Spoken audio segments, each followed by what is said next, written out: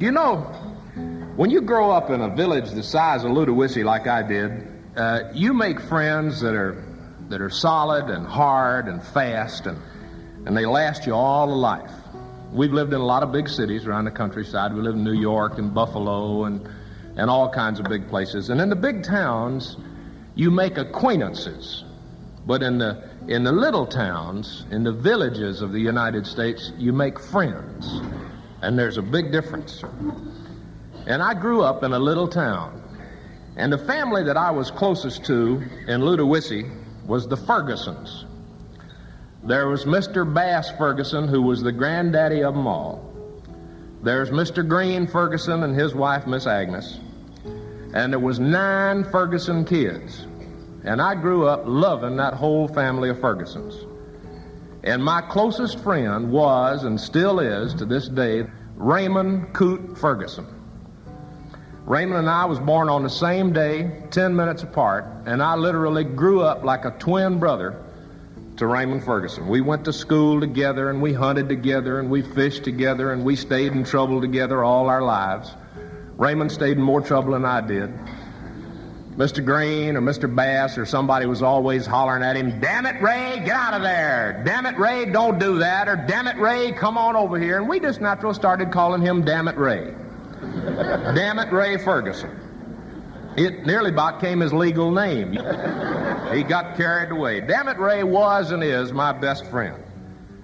Now, Mr. Bass Ferguson, who was the granddaddy of the Fergusons, had a filling station and a store right down the road from Ludowici near a little town called Doctortown, a little community called Doctortown. Our store was about a quarter mile off the highway between Ludowici and Jessup. When you drove up to the store, off to the left was where folks would park when they'd come and they was going to visit for a while. And then off to the right, there was a little path that ran down around the side of that store, and it had a little 2-rail fence along there, and it was whitewashed. Mr. Bass had decorated that fence. He'd hung some tires on it and decorated the whole thing, whitewashed it all, and it was beautiful. One of the biggest gum trees in all of Long County, Georgia, sitting right alongside that little path. Big branches spreading shade out over the benches where the setters and spitters and whittlers would sit on an afternoon. There was an old grease rack, and there was a little path that led off to the back of that little country store. That store was just a little old whitewashed 3-room building. Well, now, in the back of that store, down that little path, there was 2 privies. Now, since the Rainbow Filling Station, Garage, and Grocery Store was one of the few stops between Savannah and Jessup, well, Mr. Bass got the traffic from most of the log trucks that come by, and he'd get a carload of tourists every now and then. He got all the folks from Doctortown and Ludowici itself, and of course the Greyhound bus would stop there twice a day, Monday through Saturday, and 3 times on Sunday. Well, Mr. Bass had built 2 privies, 2 3-hole privies for the convenience of his patrons. Now, friends, let me tell you that a 2-hole privy was a sign of rich folks in Long County, Georgia. But 3-hole privies was unheard of. There wasn't another one in all of South Georgia. Well, them 2 3-hole privies was the pride and joy of all of us in Middle Long County, Georgia. In 1947, when me and Dammit Ray was 14 years old, Dammit Ray sent off to Jacksonville, Florida, and he got one of them kits that you can make a radio and a loudspeaker out of. Dammit Ray liked electrical things. He was a tinkerer, and he fooled around with stuff all the time, and he made himself this radio and loudspeaker set. When he finished that kit, he had him a radio that would pick up WSB in Atlanta, Georgia, and WBT in Charlotte, and the Grand Ole Opry on WSM, and WWL in New Orleans, pick up all the way from down there. We used to get together at night, and we'd listen to mystery programs. We'd listen to Grand Central Station and Inner Sanctum and Mr. District Attorney, and every now and then Dammit Ray would fling that switch, and he'd holler in there like scare us all right out of our drawers. We'd be sitting there listening to that radio. Well, one week, Mr. Bass went into Savannah on the bus. And he came back. That was the most thrilled man I ever saw in my life. He had been to the Greyhound bus station in Atlanta, Georgia, and they had them a PA system where they could announce when the bus was going to leave. And he had gone and bought one of them kits and brought it back and give it to Dammit Ray and me and said, build me one of them loudspeaker systems that I can use at the Rainbow Filling Station garage and grocery store. So for the next 2 weeks, me and Dammit Ray worked on building that loudspeaker system. Well, come the big day, man, we got out there and we strung wires and we put that loudspeaker in, and Mr. Bass had gone to Jessup and he'd bought some car radio speakers. So out of an old junkyard. He had about 6 of them. And we put one of them up underneath the eaves of the store pointing out toward the road, run them wires across the top of that little whitewash fence with them tires hanging on up into that gum tree and cross back down into them 2 privies. Mr. Bass had wired his filling station garage and grocery store for a PA system. Well, Saturday morning was the big day, the first day we was going to use it. We all got down there about 10 o'clock. Mr. Green, Ferguson, Dammit Ray's daddy was there. Me and my daddy got down there. And you can't imagine, half of Long County, Georgia was there for the celebration. Man, it was going to be the first day that we was going to use the loudspeaker system.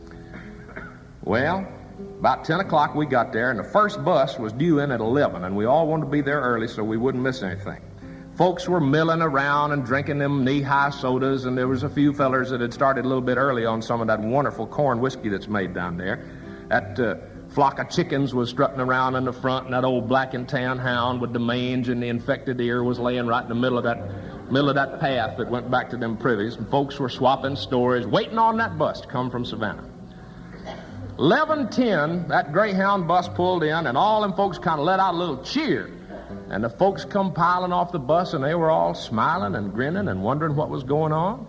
And that bus driver got off, and we told him what was happening, and he was as thrilled as we were, because he's from Drawdy, Georgia, his own self, and that ain't as big as Louspeaker. So he was delighted. Well, we was all standing around there, and they was drinking them soda pops and having a time, and me and Dammit Ray was manning the microphone inside the Rainbow Filling Station garage and grocery store. And about 4 or 5 minutes before that bus was due to leave, we seen the most hugest fat lady go walking down that path toward that little 2-3 hole privies back there. She had on a yellow dress with orange and brown flowers all over it.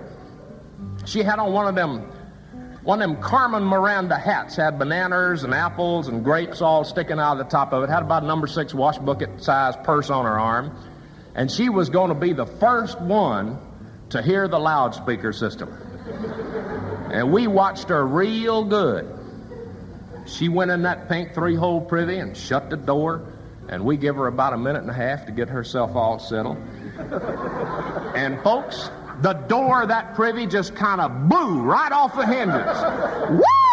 That fat woman comes screaming up that thing. She come out of there like she had a bee in her drawers. She is trying to pull her drawers up and her dress down with one hand and hold on her hat with the other and hang on to her purse too. And she'd throwed that toilet paper right up in there, and it was hanging on one of them nanners and stringing along behind her. She come running up that path.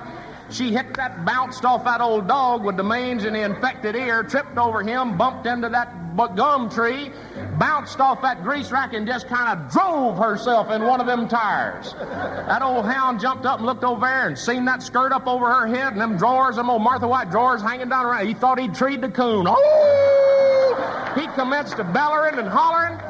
That bus driver was crying, and he run over there and he shut his eyes and he tried to get her unstuck from that tire she was stuck in. My daddy got to laughing, and he tripped over one of them hoses and fell right face first and killed 6 of them chickens that was strutting around there. And me and Dammit Ray set off to running. Mr. Green come running out of that store, and he grabbed up a 1x4, and he jerked up Dammit Ray by the straps of them overalls, and he whooped him, beat him, turned him upside down over one of them log truck wheels and started whooping on him. And I was crying and laughing, and I seen my daddy coming, and I quit laughing and started crying full time. And I run over and I grabbed Mr. Green, and I said, "Mr. Green, don't beat Dammit Ray no more. I'll tell you what happened.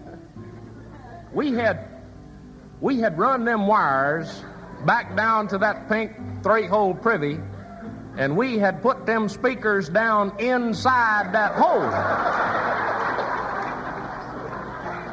And we give that fat lady about a minute and a half to get herself settled, And Dammit Ray snatched up that microphone and he hollered in it and he said, "Come on, lady, move over to one of them other holes. I'm trying to paint down here."